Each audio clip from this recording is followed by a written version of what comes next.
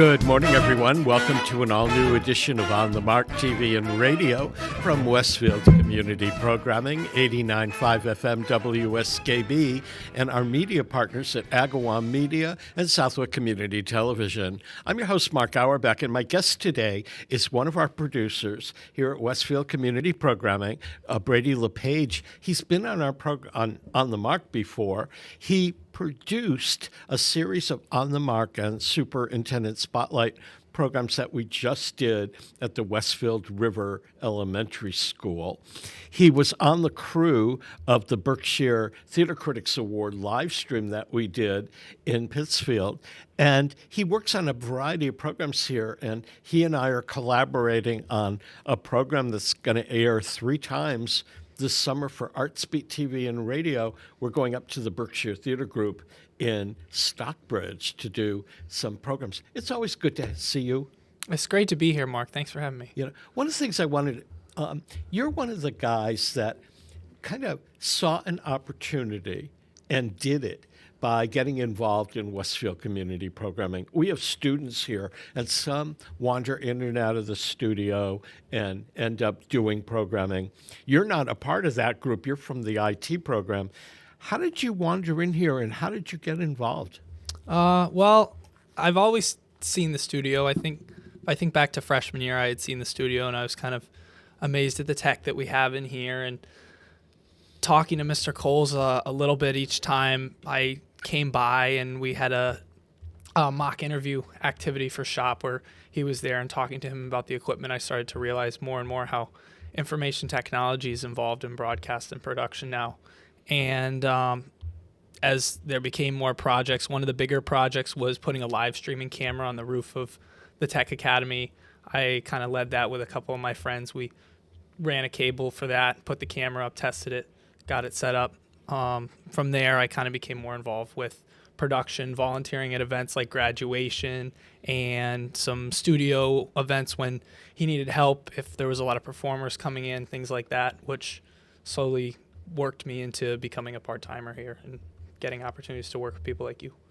People don't understand what it takes to put a program together. I mean, most of my programs are interviews, and I produce most of my work, and I find the person to interview, and I set up the schedule, and Pete calls, or when he's not around, Ken Stomsky will go through what I put together. They'll put the music in where it's supposed to be, and I'll do the interviewing. When we went to Westfield River Elementary School, it added a completely new dimension. It involved students being interviewed, teachers being interviewed, and setting up. How long before we did that did you start planning what we were going to do? Well, it definitely was at least a week or two before we were talking about being in the school. Well, before then, the concept of the show was there.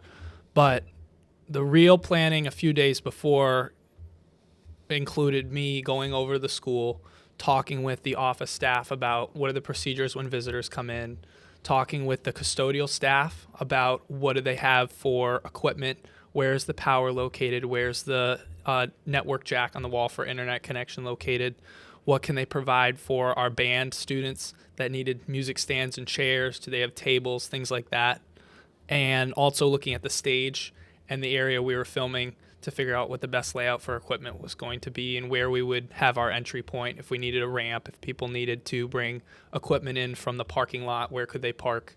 So things like that, planning ahead, probably started about a week or two before. But the real visit was as the show came closer. It really went very smoothly. Did you think it went smoothly? I thought it went smoothly. I always nitpick myself about little things, but I think all in all, we produced a great product, and it was nice to see everybody come together, especially the 2 performing groups that we had on that had not performed in that space before. It was nice for them to get the opportunity to do that. Yeah, we're already doing the pre-production for going up to Berkshire Theater Group this summer. You explained to me some of the pre-production you're doing. I haven't even booked the guests yet. I have just secured their agreement that they will provide guests for 3-hour-long shows. And we have a choice of locations and all that. But you've already done your homework for it. What are some of the things you've already done 3 months in advance? Well, I know as soon as we heard about it, talking with Pete Coles, we sat down and we looked at the place that you're looking to film. We also looked at things like, when is the sun going to be coming around? What does the outside look like if we go on somewhere like Google Maps or Street View and we can see pictures of the place to kind of scope it out even before we get on site? Because things like locating a spot for our gear, locating a spot to plug into power, what if it rains, things like that, we have to think about even before we get there, because we don't want to show up and then be at a loss for what to do on production day. Where did you learn how to do all this? Some of the planning ahead is just in the IT world. You have to plan out jobs and think ahead, but a lot of it I've learned from Mr. Coles here in the studio about what we have to do when it goes into planning out a production, things that I may not even think about. You have to really think about the problems that could come up before they even come up. I mean, because you're thinking about things that I don't always think about in advance. You know, we've done a lot of remote broadcasting for ArtSpeed in particular. Although for On the Mark, we went out to the airport to film last spring. But I don't always think about those logistics. I'm focused on getting the talent lined up and the questions I'm going to ask. But you seem to have all the pre-stuff, so I don't have to think about it. Yeah, well, and I know my goal is to work with whoever the host of the show is or whoever's coming up with the storyline, because as a producer, I can take and say, this is how we're going to do things, but at the end of the day, the talent that's on the camera needs to have a say as well, because they're going to be the one that is giving me the content to capture. So my goal is, in the technical aspect of things, to do the best I can to tell my story so that you can tell your story, or whoever the host is can tell their story. And ideally, it's the same story. Exactly. When you do you look at your work after the fact, after it airs? For example, the 3 programs we did for at the Westfield River Elementary School have all aired. Do you sit back and like a Monday morning quarterback and go, I should have done that, wish I had done that? I'll sit back and look at them for sure. I know I haven't gotten a chance to watch the Jazz Combo one yet, because that just aired this morning, at least on our day of taping. It aired this morning. So I'll go back and watch and look at things. I'll nitpick myself. But I also try and take a step back and say, hey, we did a great job with this, especially knowing that on those productions we had some students like myself that were there still learning, and there's things that I can improve on, there's things other people might improve on, but we can appreciate the fact that we did something. Do you realize how fortunate you are at your age and at this point in your career to have a resume that's building up with all of this work that you've done? Yeah, it's great. I really, especially when I take a look and list all the things that I've done, I'm really appreciative for the people that I've met. I think that's the biggest thing in advancing your career, is to meet people, because when you meet people, you can learn and you can build skill, but you can also network and build connections that are going to help you gain more opportunities to learn, and possibly even a job opportunity or an education opportunity. What made you choose IT, and what made you come to Westfield Technical Academy? Well, I came to Westfield Technical Academy because I was looking at going somewhere different for high school besides the high school in my hometown in South Hadley. I was looking at a couple of private schools, and I looked at Westfield Tech, and I really liked the idea of career education, being able to take your typical high school classes, but also taking the technical classes and having the opportunity to go out and do real work in the field, talk to industry professionals, and possibly even have a job out of that during school hours. I've always enjoyed technology and IT. I've been interested how things connect together, kind of being the behind-the-scenes person, so to speak. That's why in the production field, I really enjoy what I do, because I like to be that magic behind the camera that nobody really sees, but I kind of know, this is what's gone into it. These are the people that make everything run. And I've always been interested in the fast-paced environment, because things are constantly changing in technology. So I always enjoyed that, and I wanted to. Plus, when you're producing a show, anything can go wrong. I mean, you have to be on your feet. You do.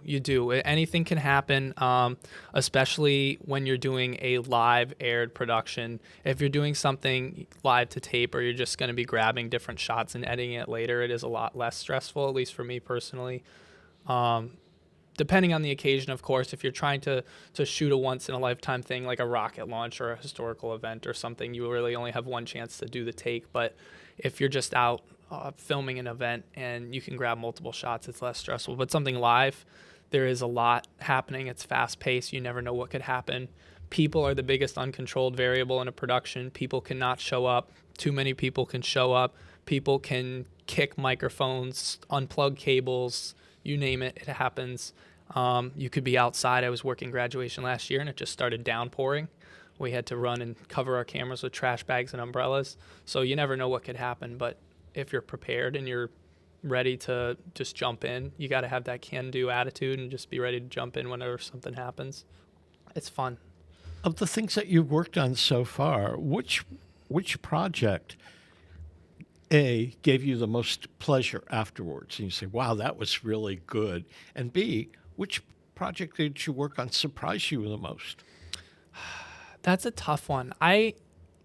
Every single one of, and at the start of the show when you were listing off the things that I've done, I was like, wow, I've done quite a bit. Because not that I forget, but I guess I just don't take a step back and look at how many things I've worked on in such a short span of time. I don't know if I necessarily have a favorite. I definitely have memories from each one. I definitely have things I've learned from each. But I enjoy when I can see the final product, but I can see the people that were a part of it, no matter which way they were a part of it, enjoying that. And they say, wow, we made that. And I also try and think about something like graduation. You know, the rain's coming down and we got to cover the camera so that it can still shoot, because somebody's parent might watch that 5 or 10 years from now. And they're not going to be saying, oh, I remember that Brady was there to cover the camera, or I remember that Pete Coles was there as the producer, but they're going to remember, wow, that was graduation because of the work that we did. And that's something that I try and think about every time I do production, that you're creating a product that people are going to watch, and it's something that is going to be there forever, especially now in the digital age. All of our things like your show are on YouTube and people can go and watch them. I could go watch this 10 years from now. Well, we hope it's around 10 years from now. And I don't know, for you, for me, when I go back and watch something that I've done, and I've been working in this field for a long time, I get hypercritical about my work. I go, why did you do that? Why did you hold your hand up like that? Why did you, do this with your teeth or whatever? I can be so critical of the work that I do. I can make myself crazy. Yeah, it's tough. I try to look at past things and say, we'll just improve it on the next one. It's more motivation to improve it on the next one, because I can't just step back in time and change it, but I can definitely learn from it. And if there are parents listening right now, or grandparents, and they have middle school age kids, what would you recommend about going to a place like Westfield Technical Academy? What did it do for you that going to a different school couldn't do? I think the biggest thing is the opportunities.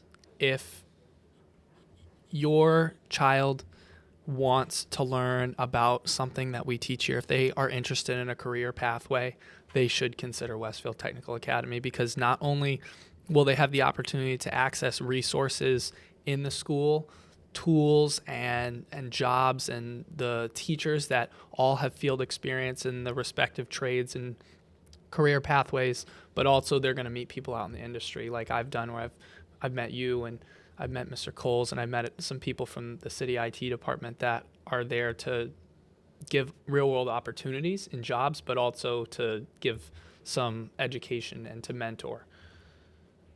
Yeah, and so you get here at Westfield Tech, you get a certain amount of academics, right? Yes. So we operate on an A week, B week schedule.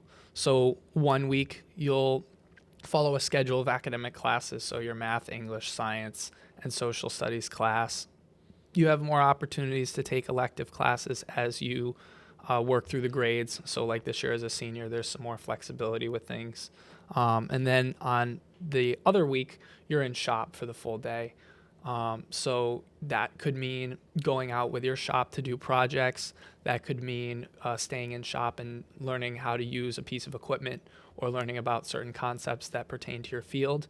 And as you become a junior and into senior year, you can do what's called cooperative education, where if an employer hires you every other week, instead of coming into the building, you can go out and work as a paid employee and be mentored by your employer. And some people have opportunities where they're kind of doing like a hybrid. Some people will be in school, and then on some days they'll go out and do cooperative education part-time with an employer. Sometimes I'll do that, like when we taped your shows at Westfield River. I was there working as an employee of the city. But that's one of the things that you can only do if you come to a technical school. You're not going to find that opportunity in all schools. And so if you're a student that's motivated to work and you're motivated to learn from people, this is the place to come. We're chatting with Brady LePage, who's a senior at Westfield Technical Academy. He works for Westfield Community Programming. He's one of my producers, and I love working with him. We're going to chat more with Brady after we acknowledge our underwriters that make programming here possible. Pete Coles is our chief engineer today. I'm Mark Auerbach. Don't go away. Underwriting for Community Radio on WSKB is brought to you in part by Rockies. Over 30 convenient locations throughout Massachusetts, Rhode Island, New Hampshire, Connecticut, and Florida. One of the nation's largest ACE dealers. Expertise and great product selection in paint, hardware, lawn and garden. That's Rockies. Rock solid service since 1926. On the web at Rockies.com. Support for the community programming of WSKB is provided by the Dunkin' Donut Shops of Westfield and the Sardinia family. It's nice to know that even as the world changes, Dunkin' Coffee remains the same at 7 convenient locations throughout Westfield. Join me, Tina Gorman, each week from 6 to 8 a.m. for Wake Up Wednesday, when my guests and I discuss health, wellness, and lifestyle reimagined. Community Radio. 89.5 WSKB. Live from Studio 120 at Westfield Technical Academy, this is WCPC Channel 15 and 89.5 FM, WSKB Westfield. Welcome back to On the Mark, everyone. I'm Mark Auerbach. Peter Coles is our chief engineer. If you missed a part of today's program, or you want to watch it again or share it with friends, it's archived along with all of our programming on YouTube under WSKB Community Radio. My guest this half hour is my colleague here at Westfield Community Programming, who, when he's not working for us, goes to Westfield Technical Academy, and in about 6 weeks from now, you're going to walk that aisle. That's right. And get a diploma. That's right. It's been a long time, but it also feels like it hasn't been a long time. Like, I look back and I feel like I was just a freshman walking into this building saying, where am I going? You've seen our building. It's a maze of sorts if you're not used to it. So, but now I look back as a senior. Yeah, I've been here, we've had the studio 6 years. I know how to get to the cafeteria, but I don't know how to get to the old high school. Yeah, it's not as bad in lower campus. Upper campus is just a bunch of squares in the old high school building, but you can definitely get turned around if you haven't been here before. People wonder, what are you going to do after high school? A lot of people that come to Westfield Technical Academy go right out into the field to work. The aviation students, some of them go right to work for Gulfstream, and the culinary students and some of the health program students can actually go out and make a good living right out of high school. You've chosen to go to college. Yes, and I will say in our talk before about the opportunities that this school gives you, not only is it giving you opportunities while you're here, but it gives you so many opportunities going out of here, whether you decide to go to a 2-year college, a 4-year college, out to a career path, out into the military. I have many friends that are going out to the National Guard, whether they're from aviation or a couple of the other shops doing other things. You have so many options because of the skills you've developed here, but also the connections you've developed here. So I am choosing to go to college, 4-year college, and study computer science. I'm in a place where I can do that, and I want to learn more. I want to expand my education, and I think that coming out of here with the skills that I've built, and then going into a college setting where it's a lot different than high school. The people that you're with are going to be focused in your career pathway similar to here, but now even more so being in college, and also being able to talk to professors who, similar to the teachers here, have some experience in the things that they're teaching, and there's a lot more flexibility in terms of classes and schedules and opportunities to do projects. I'm excited for it. You have a work experience or a resume that is far more extensive than some of the people you'll meet that go to college with you that just went to high school. Yeah. And that, again, I'm really appreciative for the fact that I've met so many people like yourself and Mr. Coles and other folks here at the Tech Academy out in the industry that have taught me what I know and given me the opportunities to build the resume. Because I think if I didn't come here, my resume wouldn't be as long and wouldn't be as strong as that because of just the fact that there's so many opportunities here. What are the biggest challenges you, Brady LePage, has faced as you've moved in this career direction? It hasn't all been easy. No, there's definitely some stress involved.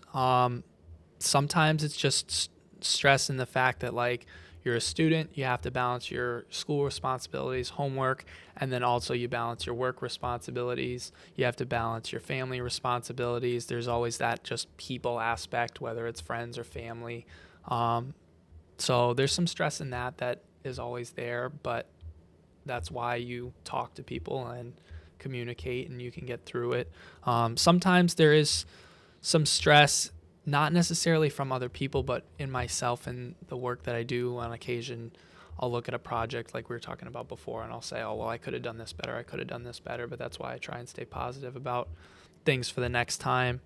I know another thing on occasion can be, especially in broadcast and behind the scenes, there's some underappreciation. And I know I try and just kind of push by that, but some of the people I've worked with, it is tough for them because whether it's in the production space or the IT space, people take a lot of that work for granted because when you watch a show at the base level, you may just see the host in front of the camera, or you may be listening to the radio and just hear what's coming through the speakers.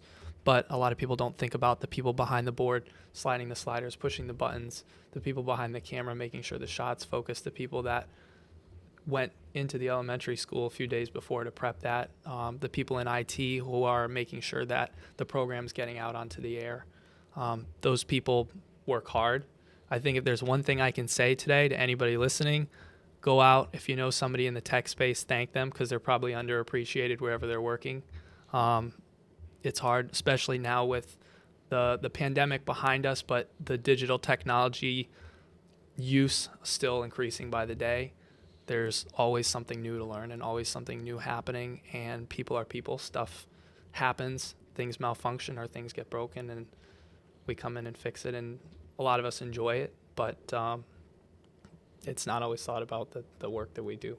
When you watch a movie or you watch a TV program, are you watching for the content or are you looking at the technical thing? How did they shoot that scene or how did they do that? I will say, especially now doing more and more work in the production space, I can't watch a show or even any type of broadcast without thinking, how are they doing that? I walked in and my dad was watching basketball the other night and it kept cutting out. I was like, oh, they must have some issue with their transmitter because we would change the TV channel and there was no issue.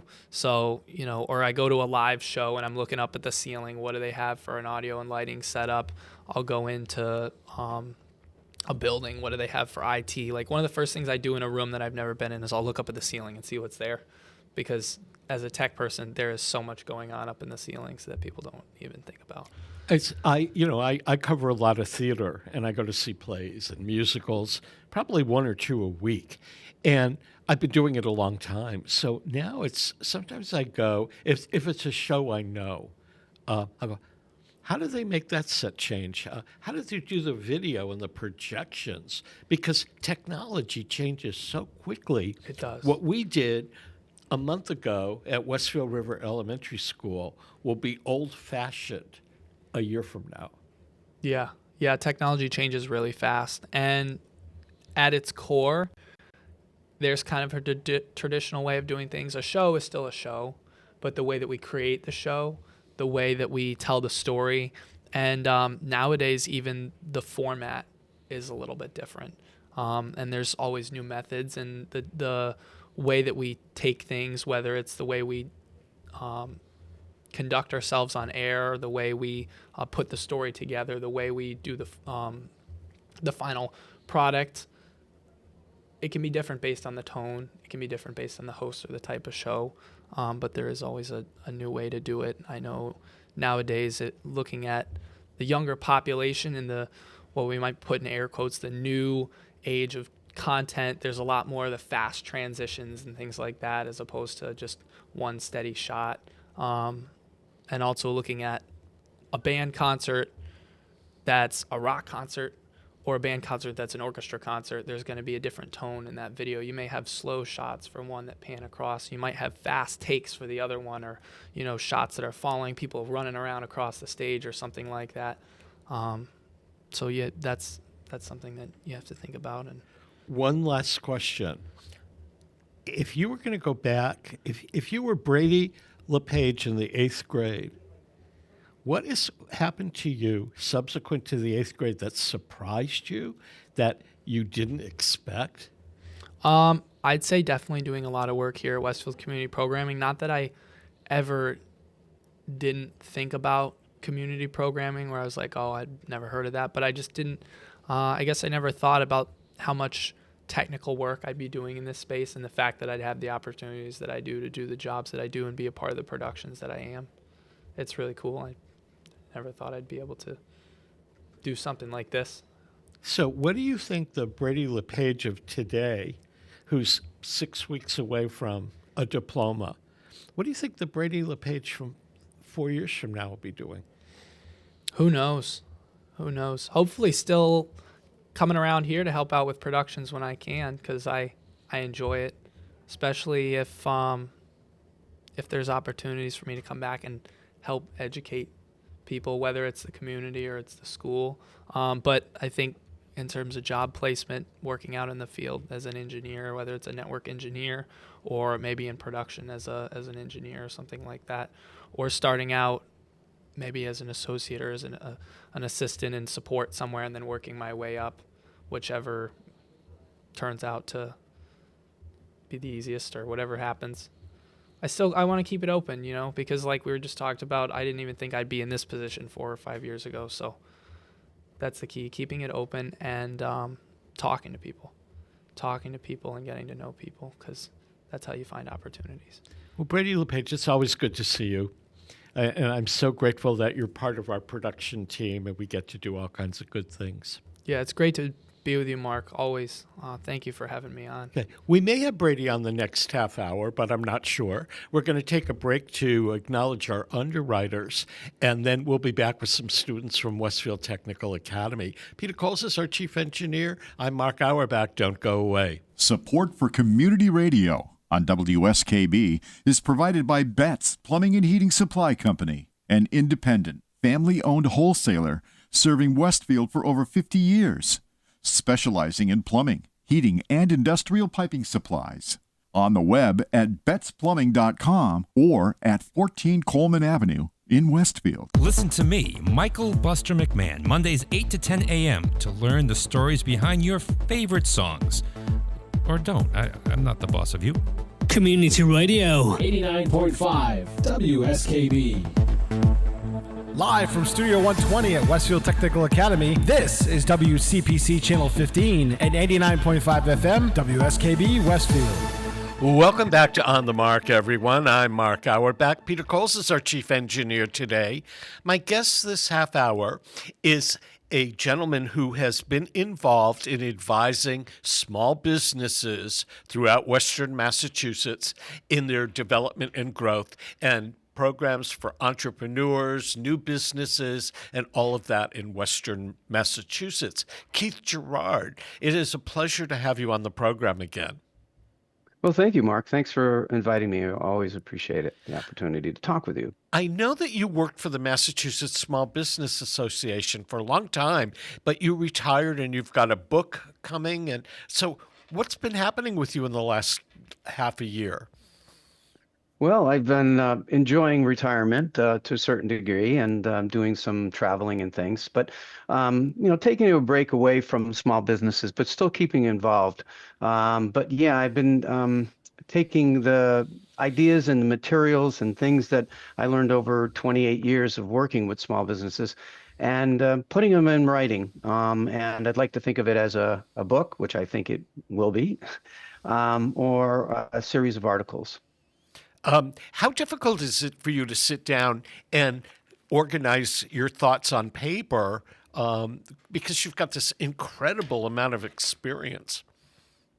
Um, it's a funny thing, the creative process is a funny thing. I imagine it's very different for people. For me, it happens like in spurts. So it's interesting in writing, as you might be aware of, or your listeners might be aware of, is an interesting process. It's the creative process. You have to have the inspiration and the ideas and the thoughts and things like that. And then you also have to have the discipline. You have to have your butt in the seat, typing away or writing away. So I'm looking and exploring and refining how to do that better and better. But I've got about 100 pages or so of a really pretty solid draft of a document. I mean, you've worked with so many organizations over the years. Are you using case studies in it of particular organizations you've worked with? No, not this one. That may be another book. But yeah, not this one. This one is more about a different take. It's intended to be more of an interactive, actually experience. So it's not just like a passive experience where somebody just sits there. So I use thought ideas, exercises. There's exercises in there. It's meant to be engaging. And it has to do a lot with I called some original material, which I called relational repositioning. And the idea is that people are in relationship, not just with people, but ideas, beliefs, and values and things. A key in the business that I found is the relationship that people have with money. And how that relationship was formed initially. Now, we don't delve deeply into it, but it invite people to kind of consider that. And in my work, actually, when I work with people, we actually go through a bit of a process on that. Because early on in my career, I found that we do all the practical go-to things, and things would not necessarily work out well or as well as they could. And a lot of it had to do with people's relationship to money. Their personal relationship is one thing. In business, it's more of a tool. And like any tool, it's knowing how to use that tool and using it well. Yeah, and I don't think people are taught necessarily in school how to work with money. I remember in 7th or 8th grade having a class where they taught us how to write a check. And we did a field trip to a bank, and you were supposed to have a little passbook that you took with you and put money into the bank. But I don't think I've stepped in a bank in years. I mean, everything's online, and Yeah. my relationship with money from not only my business but personally has changed. I had no idea what credit cards were when I was starting out and how you could leverage them as a small business owner to establish credit so that you could buy what you needed for your company, but let alone how to utilize them for example, in my company, we travel a lot and we buy advertising for a lot of people in big dollar amounts. And using a particular credit card gets you airline points. And you can use those to offset your travel for another client and things like that. Nobody taught me that when I started. Yeah. So there's a really practical know-how. For a bank, one time I did a presentation on the evolution of money, and a key idea, because they were finding that people's, weren't good. Their customers were not good with money, and they were making decisions that didn't make any sense to them, and the premise of the presentation was that money has become an abstraction. It used to be a concrete thing, used to go to the marketplace and barter, so it used to be what's in your wagon, Yeah. and what's in my wagon. And then we want to swap and change. So it was very, very tangible kinds of, the commercial exchanges. but it's gotten more and more abstract, and people have their relationship with it has become more and more distant. So there's that piece to it, but there's also your what you're talking about, Mark, and at least according to from my window when I'm looking at it, is the practical skills and how-to things, and those are important. Part of my orientation is that yes, those are important, and those are the kinds of things that have helped people get millions and millions of dollars, in capital over the years for. But there's this other thing, and it has to do with what I call the relationship to money. There are a lot of people that listen to this program that are either entrepreneurs or small business owners or retirees or people that want a second career and start their own consultancies. As somebody who's advised small businesses for decades, if somebody's thinking of starting a company, whether it's a consultancy that they're going to do on their own or a small business they might want as a side hustle before they retire, or something that they expect to live on, what are some of the keys you'd advise somebody about before they jump into it? Well, certainly become informed about the business of business, the business, what they're doing. Like for a consultant, for example, they're often very good at the particular industry or their sector or the thing that they're in. But there's also this other business part. My writing has to do with this thing I call isms, which are just sort of these things that capture people's attention. Which attention, by the way, is I know that you're in media, so that's one of the probably the key currencies that people are using right now. But this idea that it's not so much about selling what it is that you want to offer. It's what people want to buy. It's what they want to buy, when they want to buy it, how they want to buy it, and what price they want to buy it. So again, it's a fundamental shift. My background is industrial organizational psychology, so I come from that orientation of an internal landscape that people are operating from, and how they look at the world. So it is about what you're good at and what it is that you like to do, but that just ensures that you may have a customer base of one or a few. As you know, being in marketing and everything, it's about what people want, what they want, when they want, those kinds of things. So the first part of it is an exploration in terms of what is the market opportunity there. And there can get a little dry because in old school would be market research. We would call market research or market feasibility. Now it's in innovative driven enterprises, IDEs. It's more about customer discovery. It's discovering who your customers. That's a different orientation. A lot of it has to do with variations of what's called the experimental design, which they rebranded and reoriented it. But it's about the customer discovery. So there's a bunch of different little pieces there. So the first order of really practical experience, I think, is see if you can find somebody that you feel, knows about these kinds of things and talk with them about it or engage them. Otherwise, you're operating in what I would call, or what could be called, an echo chamber. You're just rattling things around in your own head.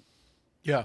And I think that it was explained to me once using the word Aida as the Verdi opera or the Elton John musical, but you have to A, attract their attention, B, you have to interest them in whatever it is you have to sell, D, you have to make them desire it, and A, you have to make them take action. And if you were putting together a business and a product, A, you had to make sure that people wanted the product or it was something they wanted, and then find that market and build the bridge to get them to come to you. Yeah, with existing markets, that's a great strategy. It's called the sales funnel. It's called a whole bunch of different things, where you do that. But as we move more and more towards the innovation economy and the knowledge economy, it's more about customer discovery, discovering the customers and what's called a product market fit. Going for that. And that can get pretty elaborate, depending upon who you talk to. And so, but there are some simple ways in which you can do that. So if there's somebody out there who's listening or watching and has an innovation, there are sort of specific techniques and tools and ways to go about that to determine what is what is your product market fit and where your customers are and so forth, and understanding what used to be called the product life cycle or the service life cycle. It's in the beginning, you're really talking, if you're talking innovation, you're really talking about, early adopters or actually innovators and inventors, and then early adopters and everything. So if you apply, later majority market techniques to that, it's not gonna work. And that's where the customer discovery stuff comes in, and other kinds of things. Now that you're retired, what if you look back over your career, what small businesses would come to you for advice, either how to set up or how to set up in Western Massachusetts, because that's where you were based. What were the major things that people were looking for? Capital. Money. A lot of times it's money. So yeah, and yeah.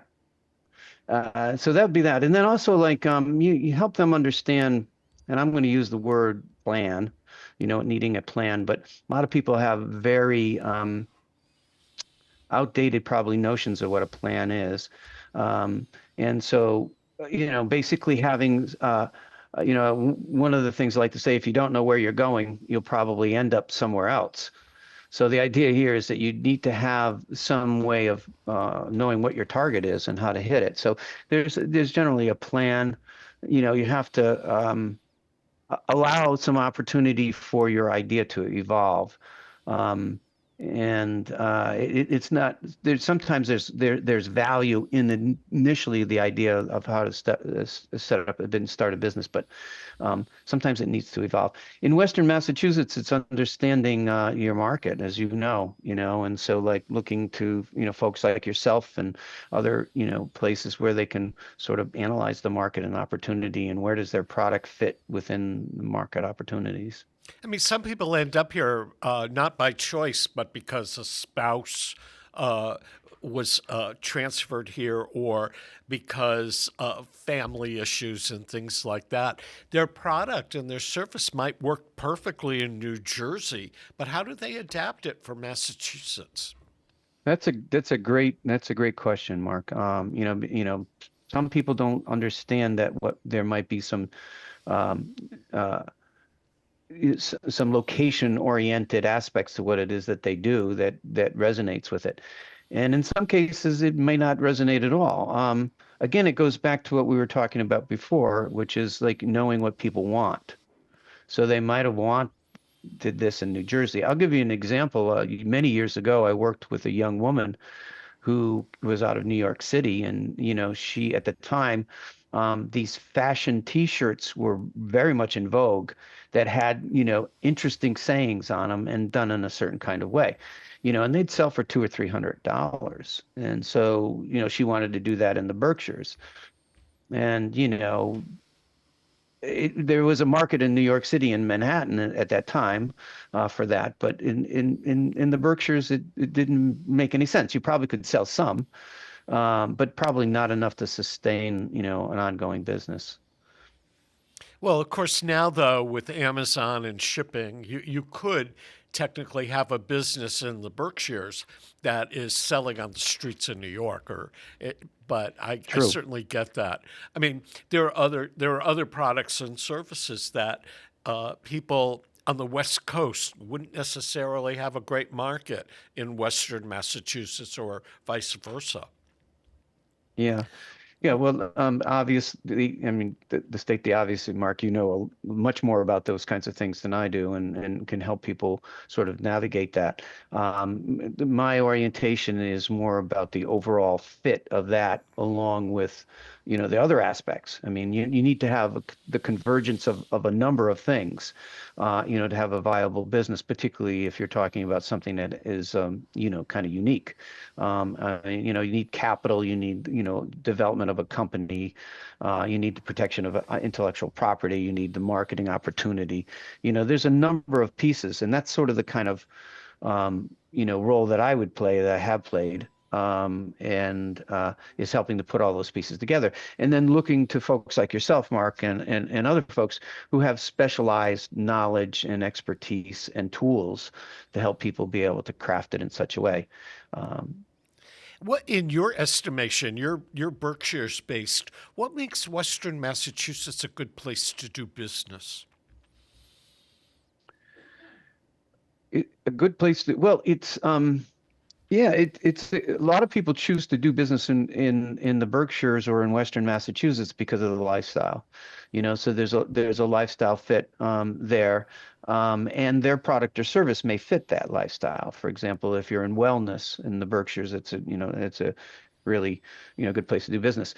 Another important aspect of doing well on or coming to the Berkshires is that it's relational driven. I mean, it's the second by land mass, the second largest, but one of the lowest populations. So for the most part, Berkshire County particularly is rural. So understanding that. So if you are a business person that can do business outside of the local market, as you mentioned, Amazon or any one of a number of different ways, and you like the rural aspect and the cultural aspect, and you and I have talked before, and I know that you're a big supporter and patron of the arts and stuff. If you like that stuff, then it's a good fit, and you can build a company and a company culture that has that, which many companies are looking for ways to incentivize or attract talent, and the quality of life aspect can be one of those ways. One of the things that I'm discovering in the work I do as a journalist is a lot of the arts community, the creative economy, if you want to call it that, filmmakers, actors, directors, composers, designers have chosen to live in the Berkshires. And they commute to their work in Boston or New York. But as more and more have developed here and set their roots down, more films come to shoot in Western Massachusetts. More music is getting edited here. There are more opportunities for the cultural community that weren't here before, and it's getting exported to other places. A play gets produced in, let's say, at Barrington Stage Company in Pittsfield and moves to Broadway, and it takes our culture out. It's turning the Berkshires, and in particular, and Western Mass into a larger creative world, and an economy that didn't exist here 30 years ago. Yeah. And technology has certainly helped with that. I mean, the ability to be able to work on projects. I have a colleague friend of mine, who's got people working on software development in probably 3 different countries, and working on it, and his client base is all around the country, and actually in 4 or 5 other countries. So yeah, technology is enabled to do that, and the creative economy, which was coined, I don't know, 20 years ago or 15 years ago, is something very active and dynamic in the Berkshires and in Western Mass, yeah. I mean, one of the things I meet people that work in the creative economy. That I met somebody the other day who's based in East Hampton, whose work he chose to live in East Hampton, but he's doing work all over the country. And my client base for my company has always been national. I mean, I'm not really doing much work for people in Springfield or Western Mass when I do my public relations and marketing. And I think the pandemic caused a lot of people to want to move to Western Mass, and they did, and they're able to make their business somewhere else flourish while they're here. Yeah, you mentioned the creative economy and the creative resources and assets that exist here, with people and stuff. There is also a high intellectual, capital here as well as financial capital. I used to run a community and business development corporation, and many years ago, 20 some odd years ago, 27 years ago, and at that time, we did some asset surveying, and realized that the creative capital and the intellectual capital and the financial capital was much greater than what would be known by just a casual windshield survey driving around and looking at things, So yeah, so to your point, those things kind of come together along with the tool of technology, I feel, to help it, help create value, and that's been sort of a theme, or at least in terms of the people, I seem to have attracted a lot of people and business people who are more interested in creating value versus exploiting it or consuming it. So they're looking at creative markets and creative opportunities, and then that, for me, it naturally evolved to IDEs, innovation-driven enterprises, and those kinds of things. What keeps you living in the Berkshires? It's a beautiful, beautiful place. It is. Beautiful, certainly vistas and things like that, but the people, the cultural institutions and businesses that are here, it's always been an attraction, for writers and performers and creators. 250 years of that, is here. So it's nice. It's nice. I live in Housatonic, in the village of Housatonic, which is just right out of Great Barrington. And so, we're 10 minutes away from Tanglewood, and, 7 minutes away from the Berkshire Theater group. Jacob's Pillows down the road. There's all this creative and restaurants and things like that. So it's just a wonderful, wonderful place. And again, use the technology. You and I are meeting via Zoom, and two very different places. It keeps me here. When I'm wearing my marketing or PR hat, I could be anywhere. But wearing my journalist hat and cover the arts, I can't wait to run to the Berkshires, and I'm probably there 4 or 5 days a week during high season. Really? And the art season now really is year round. It used to be that people would and arts things would start happening around Memorial Day and peter out after Labor Day during major tourist season. Now you can go to the theater in Great Barrington or Pittsfield in February and see a show, and art exhibits are all year, and there's music, and even little groups like the Mahawi in Great Barrington just opened a second theater, and the new St. James Place in Great Barrington is doing performances, and they're year round. Yeah. There's there's a sort of creative energy. I'd like to think it emanates possibly a little bit from the Berkshire Hills, from the area around it, but it attracts people. And just give you an example, like in February, there was the second annual pond hockey tournament. It was two guys or one guy in particular, just loved hockey and just wanted to revitalize that. Playing on a pond, is different than playing on a rink, and so basically, did that. So it's those are the kinds of cool things that people think of and get passionate about, and get inspired and inspire other people. And to your point, Mark, it sort of it draws others. The pandemic sort of kind of accelerated that, but it's always kind of been Western Massachusetts has been that. I'm particularly fond of the Berkshire, so I'll often talk more about that, or that'll be more of my sites. But yeah, and when you get creative people together, whether they're performers or they're the creators or they're people that are, there's just something tremendously, I want to say community building with it, but it's more than just that. It's a collection of kindred souls. I don't know. Yeah. You just retired from a long career, and now you're writing a book. Are you going to continue to work as a consultant and keep active, or do you think that once the book's done, you're at the beach every day? No, so I like to tell people I retired from a position. I didn't retire from life. No, I'm very active.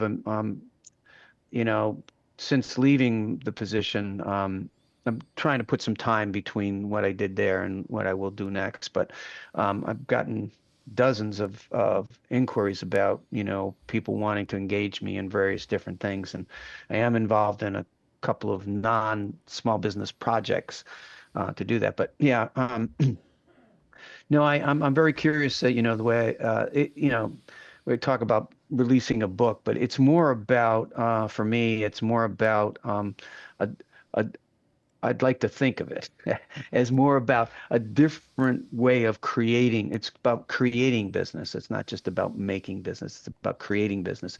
So it's using a couple of core principles around the change process and change, but also it's about creation and creation of value. And that will lead into the currency of the coin of the realm, which would be MONEY. But it's more about launching and testing to see if are people interested in this other way in which they could be involved in creating business and creating a life for themselves and creating. So it is about creating small business, but it's also has developmental aspects that go beyond it. So I'm hoping that maybe people will be attracted to that, and that may lead to other things. I've done tons of presentations and trainings and other kinds of things, and maybe it might lead to that. So we'll just see. It's a grand experiment, Mark. It is, and people often reinvent themselves throughout their careers. I don't know what you started doing when you started working. I started in theater, and my career is more from being an actor to doing voiceover, radio, opening a public relations and marketing company, to going back to broadcast journalism. And new chapters, we change and evolve. I don't think anybody stays the same from beginning of their career till their end. Yeah.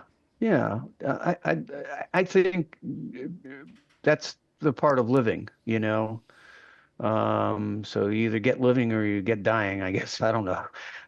Living is about unfolding and uncovering, discovering, and doing different things and engaging.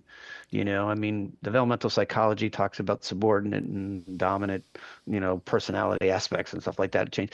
It's really interesting you should mention that, because it just made me think of that.